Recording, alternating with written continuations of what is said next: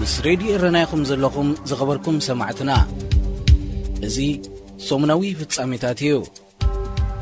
ኣብ ናይ ሰንበት ፍጻሜታት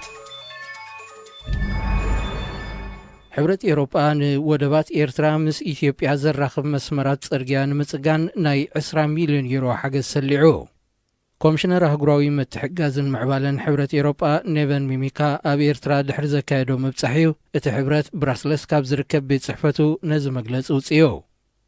እቲ መግለጺ ኣብ መንጎ ኤርትራን ኢትዮጵያን ንዝህሉ ንግዳዊ ምልውዋጥን ምንቅስቓስ ሰብን ኣሳልጦን ምግባር እቲ መስመራት ክጽገን ኣገዳሲ ስለ ዝኾነ ሕብረት ኤውሮጳ ናይ 20 ሚልዮን ዩሮ ንመንግስቲ ኤርትራ ሓገዝ ክገብር ከም ዝወሰነ ይፍለጥ። ኮሚሽነር ሚሚካ ብወገኑ ብዝሃቦ መግለጺ ንስምዕ ሰላም ኤርትራን ኢትዮጵያን ዘለና ደገፍ ኣቐዲምና ምግላጽና ዝፍለጥ ኮይኑ ነዚ ኣብ መንጎ ክልቲአን ሃገራት ዝተኸተመ ሰላም ንምድልዳል ንጡፍ ኣገልግሎት ዝህብ መስመራት ክዝርጋሕ ኣገዳሲ ስለ ዝኾነ እዩ ነዚ ሓገዝ ክንህብ ተደሪኽና ኢሉ። ብመሰረት መግለጽቲ ኮሚሽነር እዚ ንመንግስቲ ኤርትራ ተሰሊዑ ዘሎ ገንዘባዊ ሓገዝ ብመገዲ ማዕከን ረድኤት ሕብረት ኤውሮጳ ንኣፍሪቃ ኣቢሉ ብቤት ጽሕፈት ውድብ ሕቡራት ሃገራት ከም ዝመሓደር ይፍለጥ። እዚ ንወደባት ኤርትራ ምስ ኢትዮጵያ ዝራኽብ መስመራት ጽርግያ ናይ ምሕዳስ ገንዘባዊ ሓገዝ ናይ መጀመርያ እብረ ኮይኑ ኣብ ውሽጢ ዝሒዝናዮ ዘለና ዓመት ናብ ዝለዓለ ደረጃታት ሓገዝ ክብል ምዃኑ ሕብረት ኤውሮጳ የመልክት። እዚ ገንዘባዊ ሓገዝ ንመንግስቲ ኤርትራ ኣብ ሓበራዊ ጽምዶ ንዘተ እቲኻ ኣብ ኤርትራ ምምሕያሽ ሰብኣዊ መሰላት ከምኡውን ቁጠባውን ፖለቲካውን ለውጥታት ንምትእትታው ናይ መጀመርያ ደረጃ እዩ ክብል ሕብረት ኤውሮጳ ኣብ ዘውፅኦ መግለጺ የመልክት።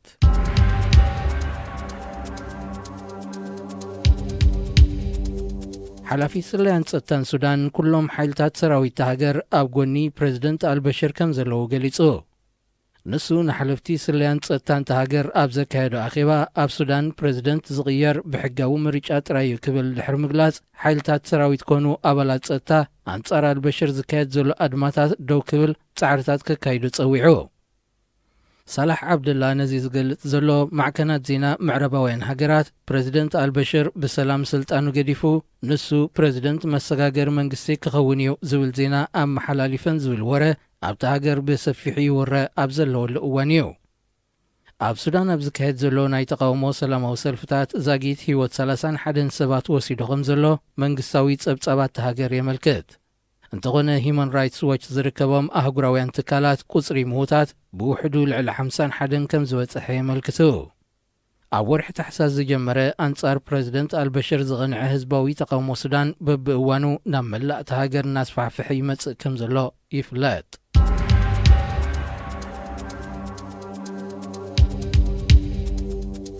መበል 32 ስርዑ ዋዕላ ኣባል ሃገራት ሕብረት ኣፍሪቃ ብዕለት 7 ለካቲት ኣብ ከተማ ኣዲስ ኣበባ ተኸፊቱ። እዚ ብዋዕላ ወከልቲ ኣባል ሃገራት ተጀሚሩ ኣብ ዕለት 11 ብመራሕቲ ሃገራት ክዛዘም ትጽቢት ዝግበረሉ ዓመታዊ ዋዕላ ኣብ ጉዳይ ስደተኛታትን ተመዛበልትን ዝያዳ ተክሮ ክገብር ትጽቢት ይግበረሉ።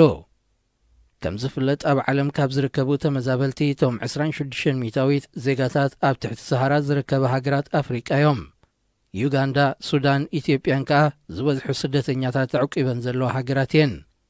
ኣህጉራውያን ተጣበቕቲ መሰላት ሃገራት ኣፍሪቃ ካብ ወጻኢ ረድኤት ከይተጽበያ ውሽጣዊ ጉዳያትን ባዕለን ክፈትሓሉ ዝኽእላ ሜላታት ዝሕንጽጻሉ እዋን ሕጂ እዩ ክብሉ ለበዋታቶም ይቕርቡ ኣለዉ። ኣብዚ ዋዕላ መራሕቲ ሕብረት ኣፍሪቃ ካልእ ኣቓልቦ ክወሃቦ ትጽቢት ዝግበረሉ ጸጥታዊ ኩነታት ዶባትን ሕጋዊ መንቀሳቐሲ ፍቓድ ወይ ካብ ቪዛ ናጻ ዝኾነ ካብ ሃገር ናብ ሃገር ናይ ምንቅስቓስ ፍቓድ ዝምልከት ጉዳይ እዩ። እንተኾነ ኣባላት ዝሕብረት ናይ ገዛ ርእሰን ውሳኔ ከይወስዳ መሓንቆ ኮይንዎን ዘሎ ኣብ መንጎተን ተዛረብቲ ቋንቋታት ፈረንሳን እንግሊዝኛን ዝኾነ ሃገራት ዘሎ ፍለለይ ምዃኑ ብሰፊሑ ይንገረሉ። ብተወሳኺ መብዛሕትኦም መራሕቲ ሃገራት ኣፍሪቃ ብሰንኪ ዝኽተልዎ ፖለቲካዊ መስመር ውሽጣዊ ርግኣት ዘይብለን ሃገራት ስለ ዝመርሑ ናይ ሓባር ሸቶም መውፃእ ከቢድ ብድሆ ከም ዘጋጥሞም ተንተንቲ ፖለቲካ የረድኡ። ምስ ሬድዮ ረናይኹም ዘለኹም ዝኸበርኩም ሰማዕትና እዚ ሰሙናዊ ፍጻሜታት እዩ። ኣብ ናይ ሶኒ ፍጻሜታት حيالو تكالات جبسي أب جماجم بحر إرترا مكفاف عساي كايدا كم زلوا تحبيرو يخون نمبر أتن أب إندستري مكفاف عساس توافرات تكالات جبسي أب جماجم بحر إرترا زكايدو زلوا مكفاف عسا منستري هبت عسا حبريتا كم زي توهبو أبالات منستري يرجعجتو أتن زمناوي مكفاف عساس تجت من جلابو نزتو سنة معلتات أب جماجم كه بحر إرترا كتسنحا أبزفك أدلن وانات جدبن مكوت صارن زي بلو مكفاف عسا يكايدا كم زلواون أرجعجتهم منستر هبت عسا بزعباتي بجبتساوያን أب جماجم بحر إرترا زكايد زلو مكفاف عسا ملكيتو نابيت صحفت بريزيدنت أبزلاخو ملختي تفقيدوميو يغففو قدفوم زبل ملسي كم زتلاكلو مانصيروم تكالات جبتي كفليت نايتي أب جماجم بحر إرترا زكايدو زلوا درت ألبو مكفاف عسا نمنن بخمين يفتسمالون زت تفلت نجر يلن أب إندستري مكفاف عساس توافرة عبيت تكالات جبسي أب جماجم بحر إرترا كم زعينت مكفاف عسا ككايدا أزي ناي مجمر يكونن إذن أب نقدي عالم توافرة تكالات جبسي زكايدو زلوا قوتصر زي بلو مكفاف عسا كعقبو زقبوم عينتات عسان تحت بحراوي هابتن يبرسا كهلوا سقات كم زلون اتهم نزا حبريتا زلاخ وغنات اتحساسيبوم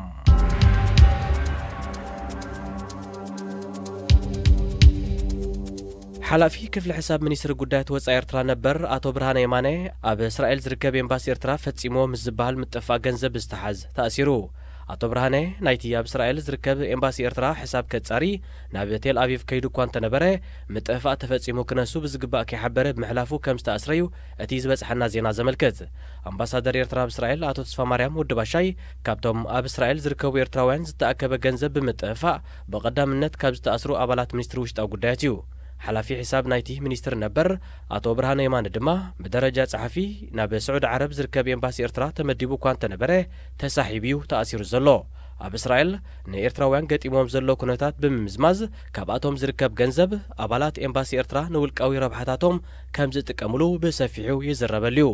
ኣብ ሱዳን ደቡብ ሱዳን ዩጋንዳን ዝርከባ ኤምባሲታት ኤርትራውን ምስ እግረ ደቡብን ካልእን ብዝተሓሓዝ ሕጋውነት ዘይብሉ ኣታዊታት ከም ዘኻዕብታዩ ዝንገር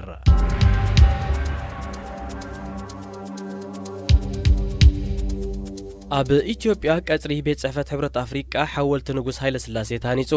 التحولتي تمالي سنبت 10 لكاتيت بمخنيات 32 سرع وعلى مرحتي هجرات حبرة أفريقيا يتمرعو التحولتي نزخري نايتي نقص هايل سلاسي أب مسرات تحبرات زنبرو أبركتون مقلات زعل لما يتبايلو انتغني اتين العلي 4 عامتات نيتيوبيا زمرح نقص أب العلي هزب إرترا هلكيتن قفعتاتن كم فتسمي أيرسعن بسنكتي ناي نقص هايل سلاسي قفعتات حيالو عدتات إرترا كم زتقاتلا أشعات عديتات مسدقن كم سترشنان من اسيات أب قدناتات كم ستحنقون أب تاريخ حزب إرترا تسندو زركب حقيو أبالزي حولت هايل سلاسي قيمو زلو حبرة أفريقيا زخونات إرترا نمنات أتي حولت يعمل كتا زسمعتو ناي تقامو يخون ناي دقف مجلسي يلن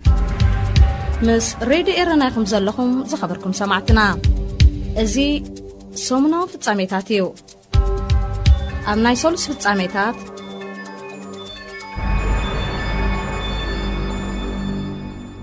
ኣብ ዋሽንግተን ዲሲን ከባቢኣን ዝርከቡ ኤርትራውያን ነቲ ብወገን ኢትዮጵያ ዝቀላቀል ዘሎ ንልኡላውነት ኤርትራ ዝገህዝ ተርእዮታት ዝኹንን ሰላማዊ ሰልፊ ኣካይዶም ንሳቶም ኣብቲ ትማሊ 11 ለካቲት ኣብ ኣጋጣሚ ዝኽሪ ስርሒት ፈንቅል ዘካይድዎ ሰላማዊ ሰልፊ ነቲ ወገን ኢትዮጵያውያን ዝርአ ዘሎ ንልኡላውነት ኤርትራ ዝገህዝ መግለፂታት ብምቅዋም መንግስቲ ኤርትራ ስቕታ ምምራፁ ነቒፎም ኣብ ኢትዮጵያ ኣብ ዝካየድ ዘሎ ናይ ለውጢ መድረኽ ዝተፈላለዩ ፖለቲከኛታትን ምሁራትን ተሃገር ኣብ ዘካይድዎ ዘለው ዘተን ክትዓትን ንልኡላውነት ኤርትራ ዝጻረር ርእቶታት ይህቡ ከም ዘለው ዝፍለጥ እዩ ኣብ ገለ ኣጋጣሚታት ኢትዮጵያ ንወደብ ዓሰብ ናይ ምውናን ሕጋዊ መሰል ኣለዋ ክብሉ ከለው ኣብ ካልእ እዋን ድማ ንኤርትራ ዝሓወሰት ካርታ ኢትዮጵያ ብምብልዋል ክፍክሩ እዮም ዝረኣዩ ቀዳማይ ሚኒስተር ኢትዮጵያ አብይ አሕመድ ኣብ ብዙሕ ጉዳያት ንልኡላዊት ኤርትራ ወኪሉ ይዋሳእን መግለፂታት ሂበሉን ንስምህላው ነቲ ብዝተፈላለዩ ምሁራትን ፖለቲከኛታትን ዝርአ ዘሎ ንልኡላውነት ኤርትራ ዝጻረር ርእቶታት የራጉድ ከም ዘሎ ይፍለጥ እዚ ንልኡላውነት ኤርትራ ዝጻረር ተርእዮታት ንሓያሎ ኤርትራውያን ኣቆጢዑ ይርከብ ኤምባሲ ኢትዮጵያ ኣብ ብሪጣንያ ድሕሪቲ ኣብ ዱባይ ዝተኻየደ ውድድር ማራቶን ኢትዮጵያውያን ሒዞማ ዝነበሩ ንኤርትራ ዝሓወሰት ካርታ ኢትዮጵያ ኣብ ማሕበራዊ ገጻቱ ምዝርግሑ ብኤርትራውያን ድሕሪ ዝገጠሞ ተቃውሞ ብወግዒ የቕሬታ ብምሕታት ካብ ገጻቱ ከም ዝኣለያ ይዝከር ሓድሽ መንግስቲ ኢትዮጵያ ኣብ ዘካይዶ ዘሎ ናይ ለውጢ መድረኽ ንህዝቢ ኤርትራ ግዳይ ሞትን ስቃይን ዝገበሩ ሰበስልጣን ናይቶም ዝወደቑ ስርዓት ከም ጀጋኑን ሃገራውያንን ብክብሪ ይቕበሎም ምህላው ካልእ ንኤርትራውያን ዝቆጥዕ ዘሎ ጉዳዩ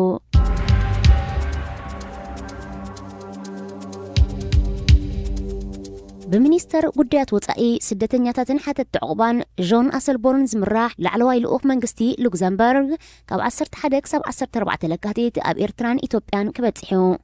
ዑደቱ በአዲስ አበባ ዝጅምር ልኡኽ ሉክዘምበርግ ምስ ሚኒስተር ጉዳያት ወፃኢ ኢትዮጵያ ዶክተር ወርቅነህ ገበየሁን ካልኦት ሰበስልጣንን ብምርኻብ ኣብ ልምዓታዊ ሓገዝን ምግታእ ዋሕዚ ስደተኛታትን ብዝምልከት ክመያየጥዩ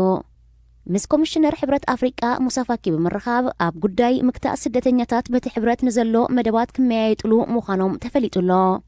እቲ ልኡኽ ኣብ ኢትዮጵያ ኣብ ዝጸንሓሉ ኣብ ክልል ትግራይ ኤርትራውያን ተዓቂቦምሉ ኣብ ዝርከብ ማዓስከራት ክበጽሕ ተጽቢታሎ 14 ለካቲት ናብ ኣስመራ ዘምርሕቲ ሚኒስተር ምስ ሚኒስተር ጉዳያት ወፃኢ ኤርትራ ኣቶ ዑስማን ሳልሕን ካልኦት ሰበስልጣንን ኣብ ተመሳሳሊ ዛዕባ ክዝትዩ ኣብ ኤውሮጳ እትርከብ ንእሽቶ ሃገር ሉክዘምበርግ ኣብ ዝሓለፈ ሒደት ዓመታት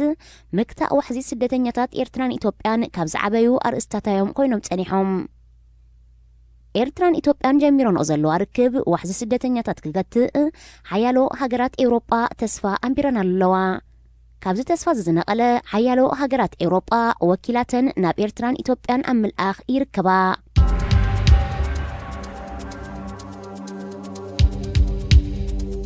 ሚኒስትራት ጉዳያት ወፃኢ ጅቡትን ግብፅን ኣብ ፀጥታ ቀይሕ ባሕሪ ዘተኮረ ዘተ ከም ዘካየዱ ኣፈኛ ሚኒስትሪ ጉዳያት ወፃኢ ግብፂ ኣብ ዘርግሖ መግለፂ ኣፍሊጡ ክልቲኦም ሚኒስትራት ነዚ ዘተ ዘካየዱ ጎኒ ጎንቲ ኣብ ኣዲስ ኣበባ ዝተኻየደ ዋዕላ ሕብረት ኣፍሪቃ እዮም ጅቡቲ ኣብ ሎጂስቲክ ናጻ ዞባ ዘገልግል 1 ኪሎ ሜትር ንግብፂ ክትህባ ክልቲአን ሃገራት ኣቐዲመን ኣብ ስምምዕ በፂሐን እዚ ከምዚ ኢሉ እንከሎ ፕሬዚደንት ግብፂ እዋናዊ ኣቦ ወንበር ሕብረት ኣፍሪቃ ኮይኑ ንሱ ነቲ መዝነት ካብ ፕሬዚደንት ሩዋንዳ ፖል ካጋመ ብምርካብ ክሳብ 2020 ኣቦ ወንበር ናይቲ ሕብረት ኮይኑ ከገልግል እዩ ምስ ሬድዮ ኤረና ይኹም ዘለኹም ዝኸበርኩም ሰማዕትና እዚ ሰሙናዊ ፍጻሜታት እዩ ኣብ ናይ ረቡዕ ፍጻሜታት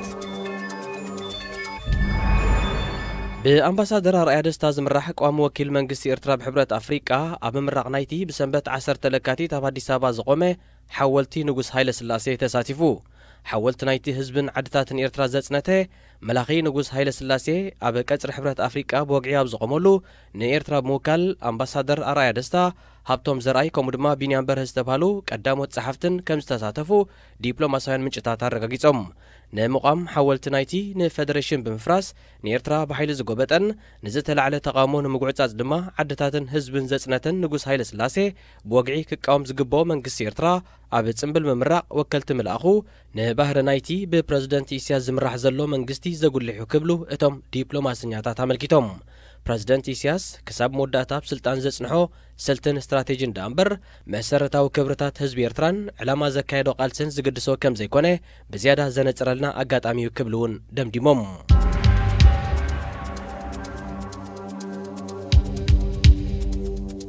ኣብ ኢትዮጵያ ነቲ በብእዋኑ ዝነትግ ዘሎ ናይ ብሔር ግጭታት ናይ እምነታት እስልምናን ክርስትናን ምትፍናን እውን ይውስኸሎ ኣብዚ ዝሓለፈ 10 መዓልታት ጥራይ ኣብ ክልላት ኣምሓራን ደቡብን 3 መሳጊድን 7 ኣብያተ ክርስቲያንን ከም ዝተቓጸላ ማዕከናት ዜና ተሃገር ኣፍሊጠን ምስ እምነት ተታሒዙ ዝጓሃር ዘሎ ግጭታት ነታ ብናይ ብሔር ግጭታት እትሕመስ ዘላ ኢትዮጵያ ናብ ዝበኣሰ ውድቀት ከየምርሓ ተሰጊሎ እዚ ከምዚ ኢሉ እንከሎ ኣብ ጎንደር ብዝተወልዐ ናይ ብሔር ግጭት 10 ሰባት ክቕተሉ እንከለው ልዕሊ 50,000 ሰባት ካብ መነባብሮም ተፈናቒሎም ኣብ ኢትዮጵያ ብዝካየድ ዘሎ ግጭታት ኣስታ 3 ሚልዮን ህዝቢ ካብ መነባብሩ ከም ዝተፈናቐለ ጸብጸባት ኤውሮጳ የመልክቱ ኣብ ናይ ለውጢ መድረኽ ከም ዘሎ ዝገልጽ መንግስቲ ኢትዮጵያ ነቲ ብኹሉ ኩርናዓት ሃገር ዝነትጉ ዘሎ ግጭታት ዘጊት ክቆጻጸሮ ኣይከኣለን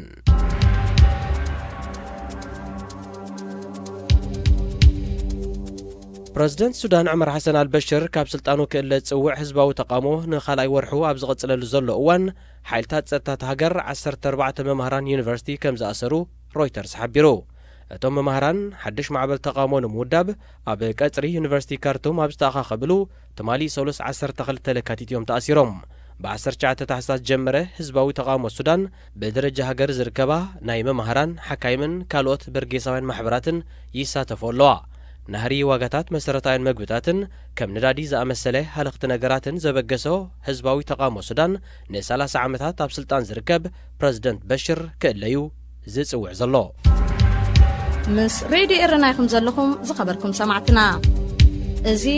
ሰሙናዊ ፍጻሜታት እዩ ኣብ ናይ ሐሙስ ፍጻሜታት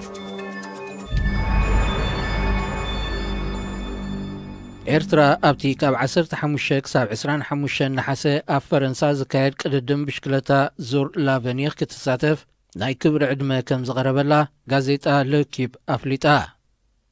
ኤርትራ ኣብዚ ምስ ዙር ፈረንሳ ተመሳሳልነት ዘለዎ ቅድድም ክትሳተፍ ናይ ክብሪ ዕድመ ዝቐረበላ ዝሓለፈ ሰሙን ኣብ ካሜሩን ኣብ ዝተኻየደ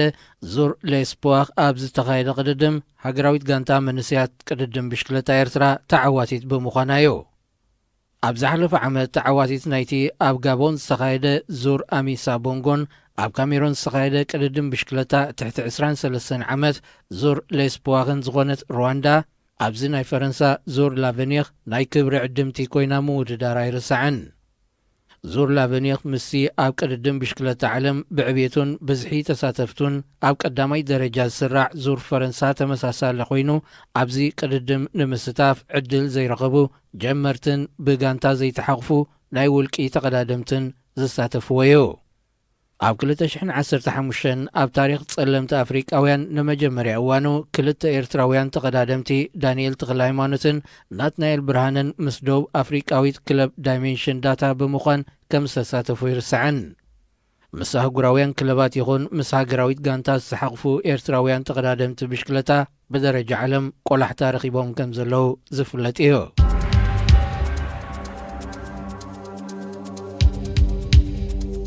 ምስቲ ብ31 ጥቅምቲ ኣብ ኣኽርያ ዝተኻየደ ተቃውሞን ድሕሪኡ ዝሰዕበ ምእሳር ወለድን ተምሃሮን ብዝተሓሓዝ ተኣሲሮም ዝጸንሑ ሓጂ መሐመድ ኣብራር ተፈቲሖም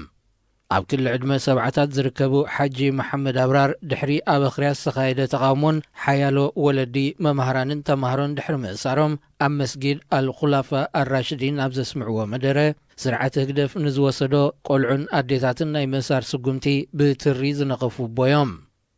መንግስቲ ነዞም ኣቦ ዝፈትሖም ዘሎ ብተመሳሳሊ ጉዳይ ተኣሲሮም ዝነበሩ ሓደ ካብ ኣባላት ኮሚቴ ወለዲ ድያ አልእስላምያ ኣቦና ሓጂ ኢብራሂም ዮኑስ ብ30 ጥሪ ኣብ ቤት ማእሰርቲ ድሕሪ ምዕራፎም እዩ ኣቦ እምበር ኮሚቴ ወለዲ ኣብ ቤት ትምህርቲ ወዲ 93 ዓመት ኣቦና ሓጅ ሙሳ መሐመድ ኑርወን ኣብ መጋቢት 2018 ኣብ ቤት ማእሰርቲ ከም ዝዓረፉ ይዝከር ኣብ ስነ ስርዓት ቀብሪ ሓጅ ሙሳ መሐመድ ኑር ተቃውሞ ከይገጥሞ ዝሰግአ መንግስቲ ኤርትራ ሓይልታት ጸጥኡ ብምውፋር ኣማይት መንስያት ከም ዝኣሰረውን ኣይርስዕን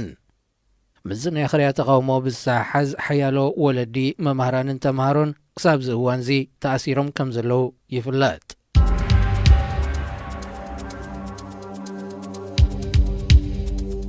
ሕብረት ኣፍሪቃ ኣብ ሶማል ኣዋፊርዎ ዝርከብ ብዝሒ ዓቃብ ሰላም ሰራዊት ከጉድል ምዃኑ ፍሊጡ بمسارت وصي زلو مدب ኣብ መወዳእታ ናይ ዝወርሕ እዚ ኣሳት 1000 ወተሃደራት ዓቃብ ሰላም ሰራዊት ካብ ሶማል ክስሕቡ እዮም እዚ ናይ ምስሓብ መደብ ናብ ግብሪ ዝሰጋገር ዘሎ ላዕለዎት ኣዘዝቲ ሰራዊት ናይቲ ዓቃብ ሰላም ሰራዊት ኣብ ሞቃዲሾ ድሕሪ ዘካየድዎ ናይ 4 መዓልታት ምዝራብ ምዃኑ ተገሊጹ ባይቶ ጸጥታ ውድብ ሕብራት ሃገራት ኣብ ዘቕረቦ እማመ ሕብረት ኣፍሪቃ ኣብ ሶማል ዝርከብ ሰራዊቱ ክሳብ 2020 ኣብ ዘሎ እዋን ጠቕሊሉ ብምውፃእ ምውሓስ ጸጥታ ሃገር ናብ ሰራዊት መንግስቲ ሶማል ክሰጋገር እዩ ዝጠልብ እቲ ሕብረት ካብ ዝሓለፈ ወርሒ ሒዙ ንኢትዮጵያዊ ጀነራል ነቲ ናይ ሶማል ተልእኾ ክመርሕ መዚዝዎ ኣሎ ሕብረት ኣፍሪቃ ካብ ዩጋንዳ ኢትዮጵያ ብሩንድን ጅቡትን ዝዋፀአ ኣሳት 30,000 ብዝሒ ዘለዎ ዓቃብ ሰላም ሰራዊት ኣብ ሶማል ኣዋፊሩ ከም ዘሎ ይፍለጥ ይኹን እምበር ንጸጥታ ሶማል ሙሉእ ብምሉእ ከውሕስ ኣይከኣለን እቲ ሰራዊት ኣብ ዝመጽእ ዓመት ጠቕሊሉ እንተወፂኡ ሽበራዊ ጉጅለ ኣሸባብ ብዝያዳ ከየስፋሕፍሕ ስጋኣት ብዙሓት ወገናት ተሃገር እዩ ምስ ሬድዮ ኤረና ይኹም ዘለኹም ዝኸበርኩም ሰማዕትና እዚ ሰሙናዊ ፍጻሜታት እዩ ኣብ ናይ ዓቢ ፍጻሜታት ፕሬዚደንት ጅቡቲ እስማኤል ዑመር ገለ ብዛዕባቲ ኣብ መንጎ ሃገሩን ኤርትራን ዘሎ ዘይተፈትሐ ጉዳያት ብዝምልከት ምስ ፕሬዚደንት ኢሳያስ ኣፈወርቂ ክዘራረብ ቁሩብ ከም ዘሎ ገሊጹ ንሱ ምስ መደበር ቴሌቪዥን ፍራንስ 24 ኣብ ዝገበሮ ቃለ መጠይቕ ምስ ኤርትራ ኣስታት 10 ዓመታት ዝጸንሐ ምውጣት ንምፍታሕ ቀዳማይ ሚኒስትር አብይ አሕመድ ንዝወሰዶ ተበግሶ ድሕሪ ምምጓስ ንግስነት ስዑድ ዓረብ ወገኑ ምስ ፕሬዚደንት ኢሳያስ ኣብ ጅዳን ክራኸቡን ዝገበሮ ኣበርክቶ ንኢዶ ኣብቲ ናይ ጅዳ ርክብ ፕሬዚደንት ኢሳያስ ነቲ ምስ ጅቡቲ ዝጸንሐ ዘይምርዳእ ንምፍታሕ ቁርብ ከም ዘሎ ቃል ስለ ዝኣተወ ብወገንና እውን ድልዋት ኣሎና ዝበለ ፕሬዚደንት እስማዒል ዑመር ገለ ክልቲኦም መራሕቲ ክራኸቡ መደብ ከም ዘለውን ኣተንቢሁ እንተኾነ ፕሬዚደንታት ኤርትራን ጅቡትን ዝራኸብሉ ዕለትን ቦታን ካብ ምሕባር ተቆጢቡ ምስ ፕሬዚደንት ኢሳያስ ዛጊት ዝኾነ ዓይነት ስምዕ ኣይገበርናን እንተኾነ ዝጸንሐና ምትፍናን ክፍታሕ እዩ ዝብል ልዑል እምነት ዘሎ ክብል እውን ፕሬዚደንት ገለ ደምዲሙ ኣብ ጉንበት 2008 ኣብ ከባቢ ዱሜራ ኩናት ዘካየዳ ኤርትራን ጅቡትን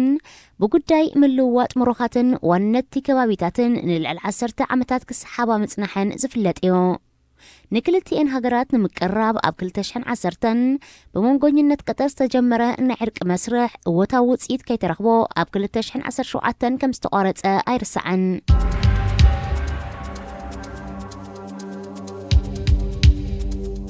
ደረፍቲ ሳዕሳዕትን ተላሃይትን ዝርከቦም ልዕሊ 50 ኣባላት ዝሓቆፈ ልኡኽ ባህልን ዲፕሎማስን ህግደፍ ናብ ኢትዮጵያ ኣትዩ እቲ ሎሚ 14 ለካቲት ናብ አዲስ አበባ ዝኣተወ ገዲም ድምፃዊ በረኸት መንግስቲ ኣብ ዝርከቦም ልኡኽ ባህልን ዲፕሎማስን ህግደፍ ኣብ ዝተፈላለያ ክልላት ኣምሓራን ኦሮሞን ንህዝቢ ምርኢት ከቕርብ እዩ ይኹን እምበር እቲ ብስም ጽምብል ሰላም ናብ ኢትዮጵያ ኣትዩ ዘሎ ልኡኽ ህግደፍ ኣብቲ ብቋንቋን ባህልን ዝመሳሰሉ ህዝቢ ክልል ትግራይ ምርኢት ከም ዘይቕርብ ተፈሊጡሎ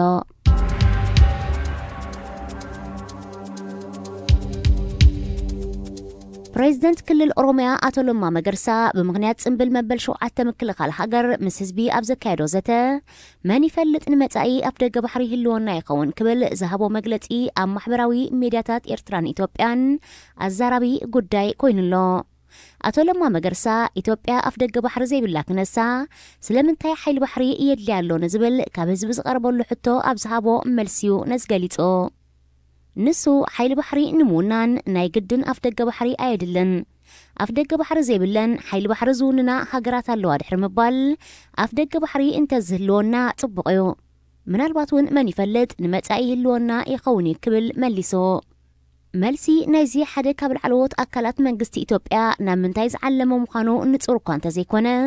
ኢትዮጵያ ንእትቕሞ ዘላ ሓይሊ ባሕሪ ኣፍ ደገ ባሕሪ ካብ መን እያ ክትረክብ ብኸመይ ዝብሉ ሕቶታት ግና ኣብ ማሕበራዊ ሜዳታት ገኒኖም ይረኣዩሎ ኢትዮጵያ ምስ ናጽነት ኤርትራ ዝፈረሰ ሓይሊ ባሕራ ደጊማ ተበራብሮ ከም ዘላ በወቅዕያ ኣፍሊጣ هذه إذاعة إرنا